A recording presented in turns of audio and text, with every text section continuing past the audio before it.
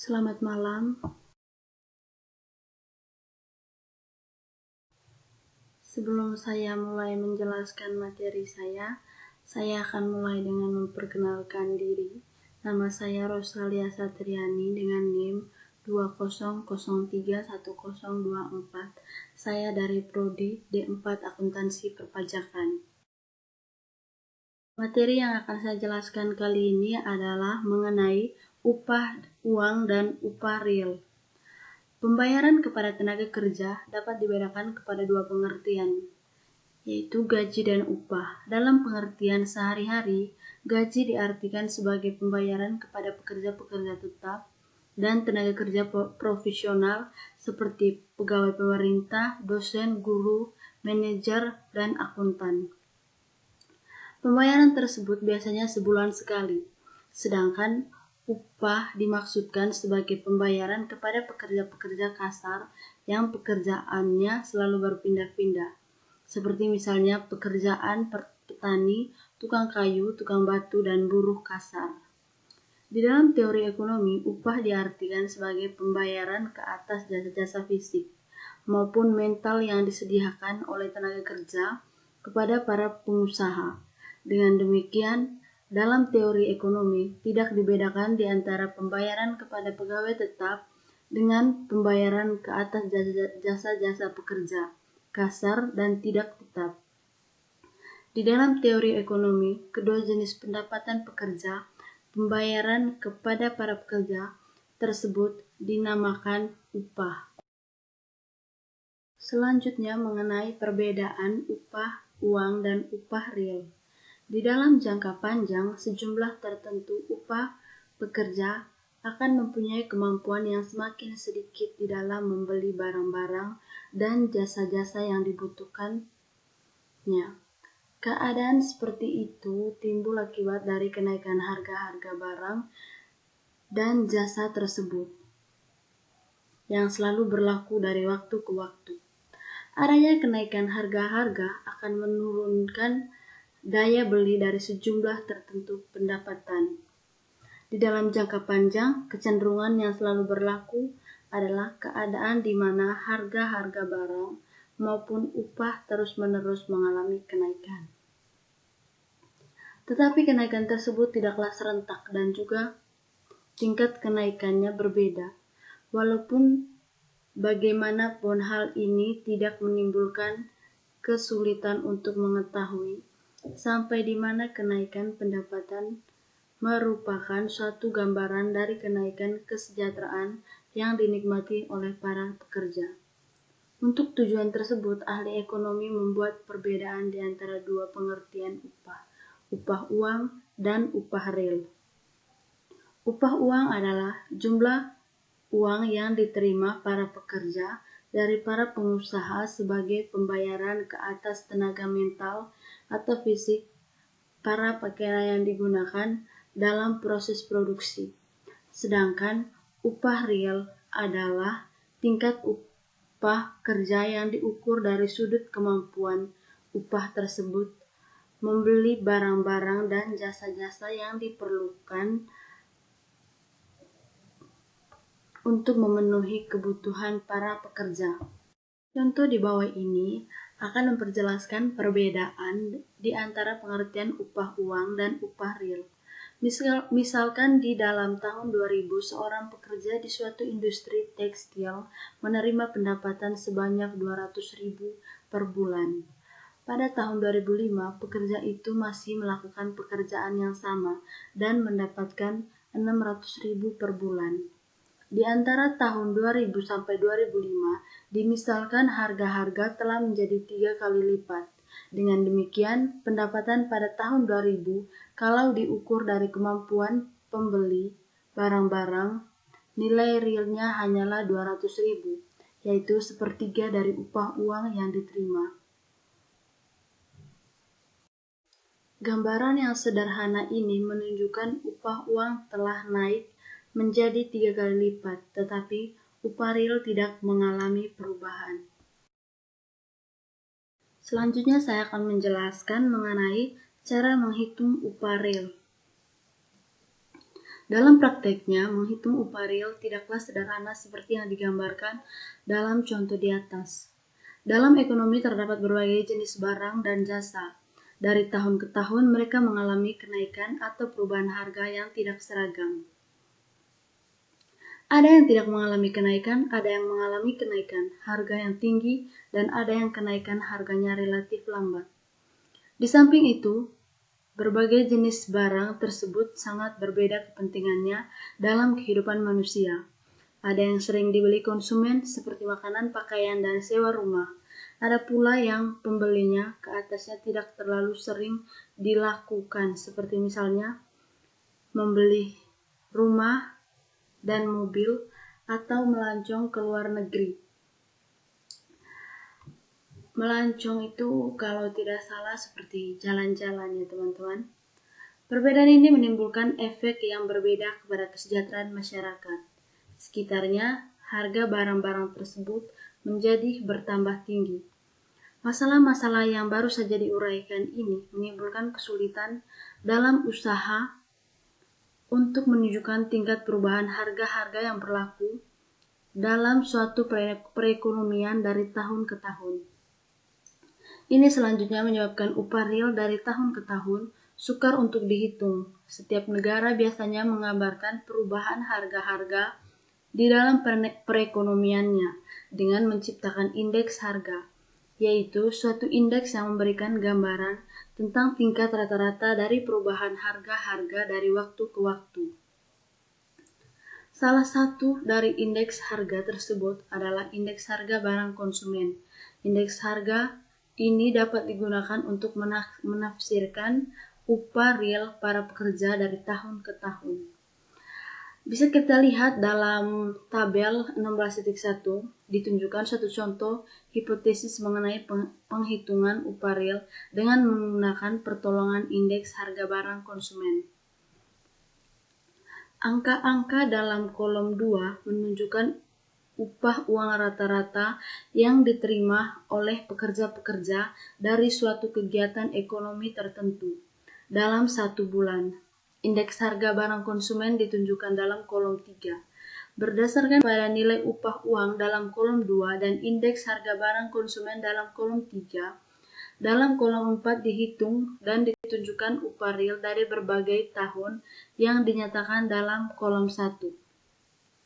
Dari angka-angka di tabel 16.1 dapat diambil kesimpulan bahwa walaupun di antara tahun 1995 sampai 2005 upah uang telah menjadi 6 kali lipat dari 100.000 menjadi 600.000, kenaikan upah real hanyalah mencapai 1,5 kali lipat dari 100.000 menjadi 150.000. Perbedaan yang besar tersebut adalah disebabkan oleh kenaikan harga sebesar 4 kali lipat dalam tempo 1995 sampai dengan 2005. Selanjutnya mengenai hubungan antara produktivitas dan upah. Upah real yang diterima tenaga kerja terutama tergantung kepada produktivitas dari tenaga kerja tersebut. Data mengenai kenaikan upah di berbagai negara, terutama di negara maju, menunjukkan bahwa terdapat perkaitan yang erat antara kenaikan upah real para pekerja dengan kenaikan produktivitas mereka. Di samping dengan menggunakan data, analisis secara grafik juga dapat menunjukkan hubungan antara produktivitas dan upah real. Selanjutnya, produktivitas dan upah real. Bahwa upah real sangat tergantung kepada produktivitas dapat diterangkan dengan menggunakan teori permintaan ke atas faktor produksi, yaitu seperti yang ditunjukkan dalam gambar 16.1. Kurva MRP0 sama dengan D0 dan MRP1 sama dengan D1 menunjukkan hasil penjualan marginal. Analisis dalam bab lalu telah menerangkan bahwa kurva MRP menggambarkan kurva permintaan buruh dan nilainya ditentukan oleh MPP dan harga barang. Keadaan di mana kurva MRP1 berada di atas MRP0 berarti pada setiap tingkat penggunaan tenaga kerja, hasil penjualan marginal yang digambarkan oleh MRP1 adalah lebih tinggi daripada hasil penjualan marginal yang digambarkan MRP0. Apabila dimisalkan harga barang dari dua keadaan itu adalah sama, kedudukan MRP1 yang lebih tinggi dari MRP0 mencerminkan perbedaan dalam produktivitas. Kurva MRP1 mencerminkan kegiatan memproduksi yang kurva hasil penjualan marginalnya adalah lebih dari MRP0. Berarti produktivitas yang digambarkan MRP1 lebih tinggi dari MRP0. Selanjutnya, misalkan jumlah penawaran tenaga kerja di pasar adalah ditunjukkan oleh kurva S yang memotong MRP0 di titik E dan memotong MRP1 di E1. Dengan demikian, apabila permintaan tenaga kerja adalah MRP0 sama dengan D0, upah tenaga kerja adalah W0. Sedangkan apabila permintaan tenaga kerja adalah MRP1 sama dengan D1, maka tingkat upah adalah W1. Maka keadaan dari gambar 16.1 menunjukkan bahwa apabila produktivitas semakin tinggi, upah real juga akan semakin tinggi. Berikutnya mengenai sumber-sumber kenaikan produktivitas.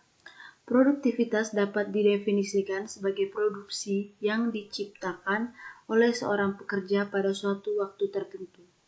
Kenaikan produktivitas berarti pekerja itu dapat menghasilkan lebih banyak barang pada jangka waktu yang sama, atau suatu tingkat produksi tertentu dapat dihasilkan dalam waktu yang lebih singkat. Kenaikan produktivitas disebabkan oleh beberapa faktor yang penting. Yang pertama adalah kemajuan teknologi memproduksi, yang kedua pertambahan kepandaian dan keterampilan tenaga kerja, yang ketiga perbaikan dalam organisasi perusahaan dan masyarakat. Kemajuan teknologi memproduksi. Kemajuan teknologi menimbulkan dua akibat penting kepada kegiatan memproduksi dan produktivitas. Yang pertama, kemajuan teknologi memungkinkan pengganti kegiatan ekonomi dari menggunakan binatang dan manusia kepada tenaga mesin. Penggantian ini mengembangkan tingkat produktivitas di dalam ekonomi yang belum berkembang kegiatan mengerjakan tanah mengangkut barang dan memproduksi barang-barang kebanyakan dilakukan oleh tenaga manusia dan binatang. Kemajuan teknologi telah menggantikan tenaga manusia dan binatang dengan mesin-mesin. Penggantian itu mempertinggi tingkat produktivitas. Sebagai contoh, pengganti kereta lembu dengan kereta api dan truk sangat mempertinggi produktivitas sektor pengangkutan. Yang kedua, kemajuan teknologi memperbaiki mutu dan kemampuan mesin-mesin yang digunakan dalam perekonomian modern. Setiap perusahaan selalu berusaha mengembangkan teknologi untuk memastikan agar mereka selalu dapat bersaing dengan perusahaan-perusahaan lain. Mereka selalu berusaha mengembangkan teknologi dan melakukan inovasi. Salah satu tujuannya yang penting ialah untuk memperbaiki efisiensi memproduksi dan ini akan meninggikan produktivitas kegiatan memproduksi. Perbaikan sifat-sifat tenaga kerja, kemajuan ekonomi menimbulkan beberapa akibat yang pada akhirnya meninggikan kepandaian dan keterampilan tenaga kerja. Kemajuan ekonomi mempertinggi taraf kesehatan masyarakat, mempertinggi taraf pendidikan dan latihan teknik, dan menambahkan pengalaman dalam pekerjaan. Faktor-faktor ini besar sekali peranannya dalam mempertinggi produktivitas tenaga kerja. Berdasarkan kepada efek positif yang diperoleh dari perbaikan taraf kesehatan, taraf pendidikan, dan taraf keterampilan ke atas kegiatan memproduksi. Pengeluaran pemerintah di dalam bidang tersebut selalu digalakan dan dikembangkan. Pengeluaran pemerintah dalam bidang ini dinamakan investasi ke atas modal manusia. Perbaikan dalam organisasi perusahaan dan masyarakat dalam perekonomian yang mengalami kemajuan, bentuk manajemen perusahaan mengalami perubahan. Pada mulanya, pemilik perusahaan juga pimpinan perusahaan. Tetapi semakin maju perekonomian, semakin banyak perusahaan yang diserahkan kepada manajer profesional. Dengan perubahan ini juga, organisasi perusahaan diperbaiki dan diselenggarakan menurut cara-cara manajemen yang modern. Langkah seperti itu meninggikan produktivitas. Produktivitas juga telah menjadi bertambah tinggi sebagai akibat langkah-langkah pemerintah memperbaiki infrastruktur seperti jalan raya, pelabuhan, dan jaringan telekomunikasi, dan memperbaiki peraturan-peraturan yang mengendalikan, merangsang, dan mengawasi kegiatan ekonomi dan perusahaan.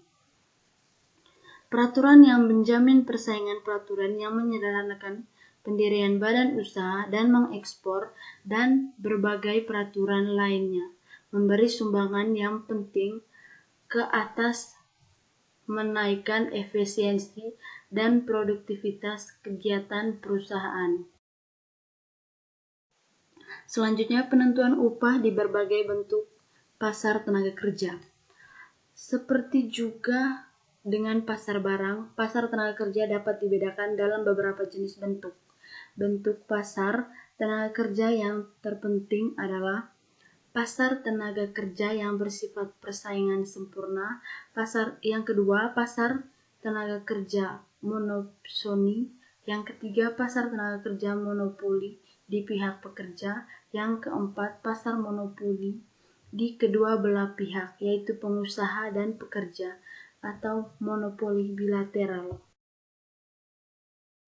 Selanjutnya yang akan saya jelaskan adalah mengenai persaingan sempurna dalam pasar tenaga kerja.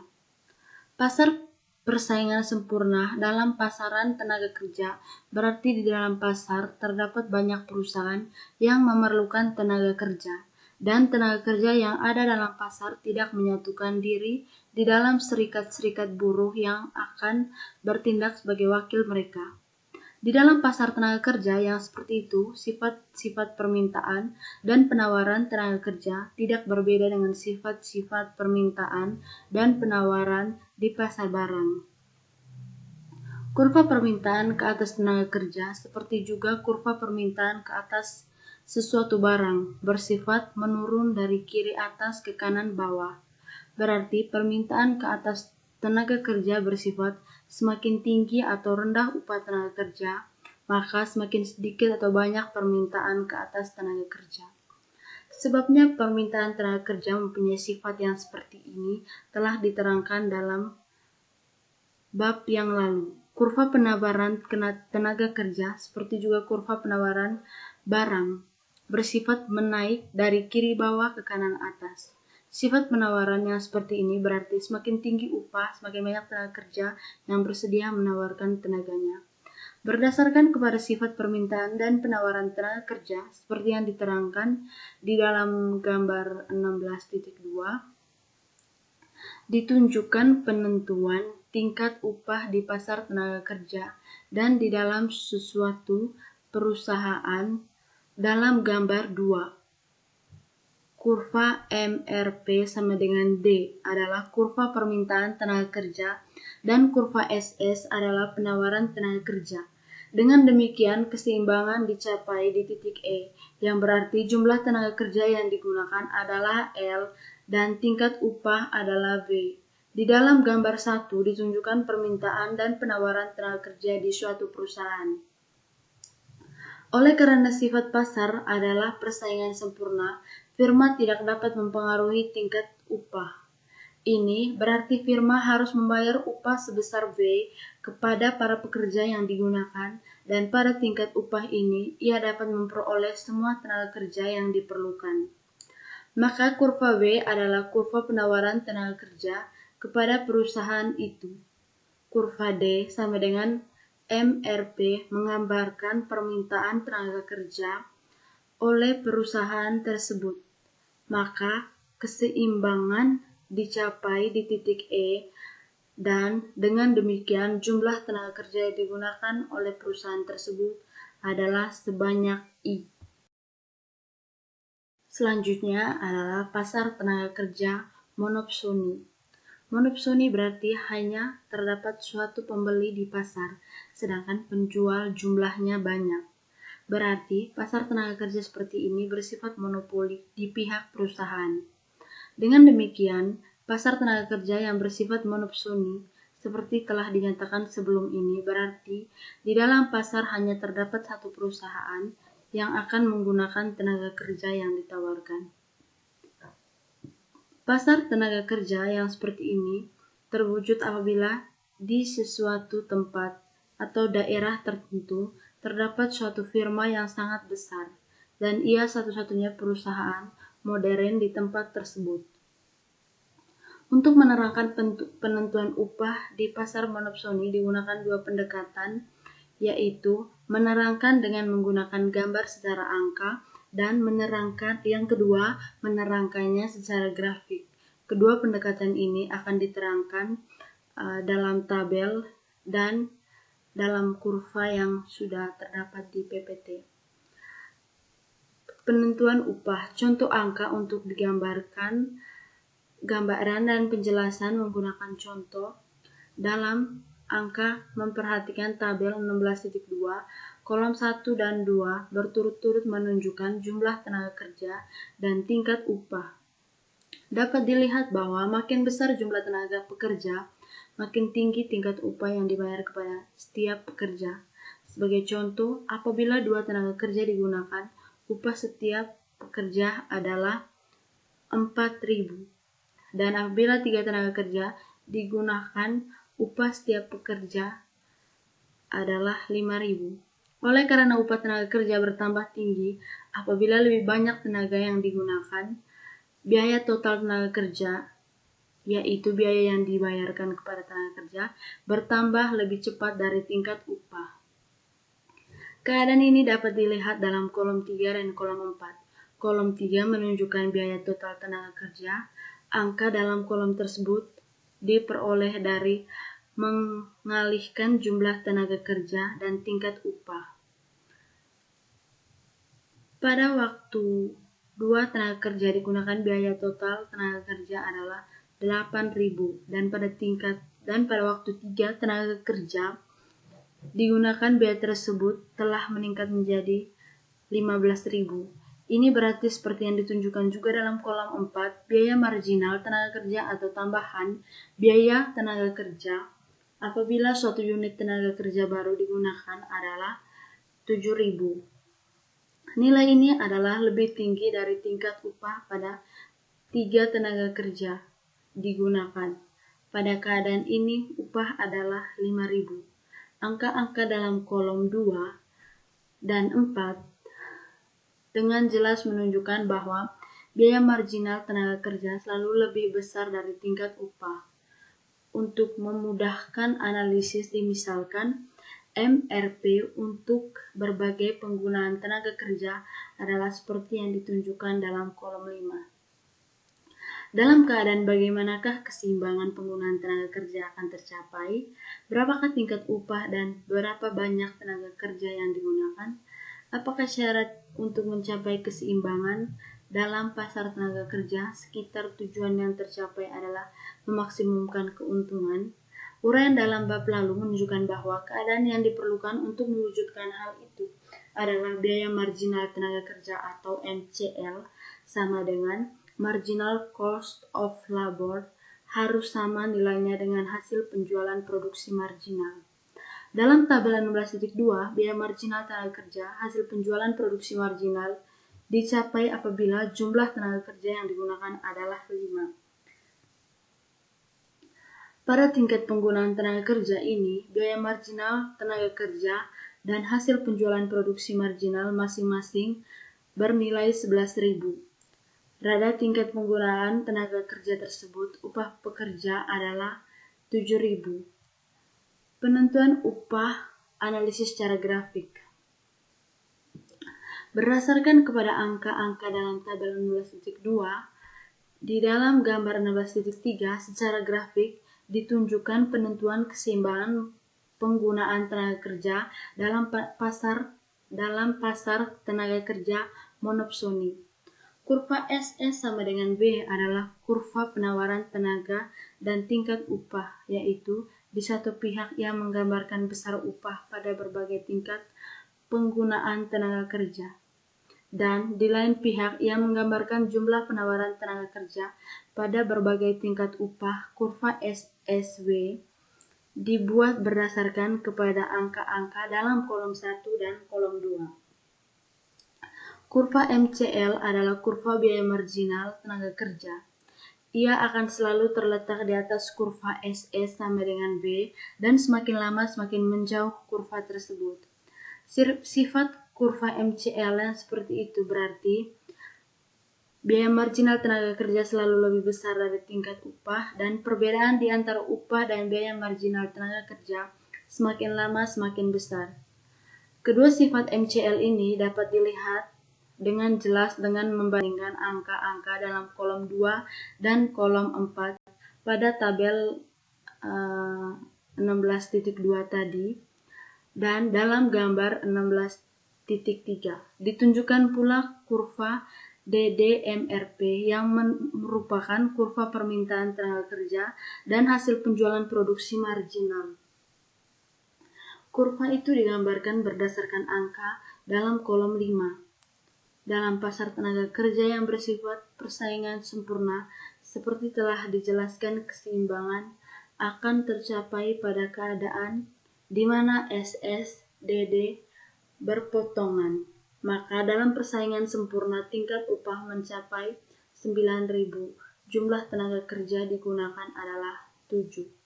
Dalam pasar tenaga kerja yang bersifat monopsoni, syarat untuk mencapai keseimbangan adalah MCL sama dengan MRP. Keadaan tersebut tercapai pada waktu MCL dan MRP masing-masing adalah bernilai 11.000. Dengan demikian, keseimbangan dicapai apabila 5 tenaga kerja digunakan dan pada tingkat penggunaan tenaga kerja ini upahnya adalah Rp7.000. Sekian materi yang bisa saya jelaskan. Mungkin ada kesalahan kata atau kekurangan materi. Saya mohon maaf dan terima kasih.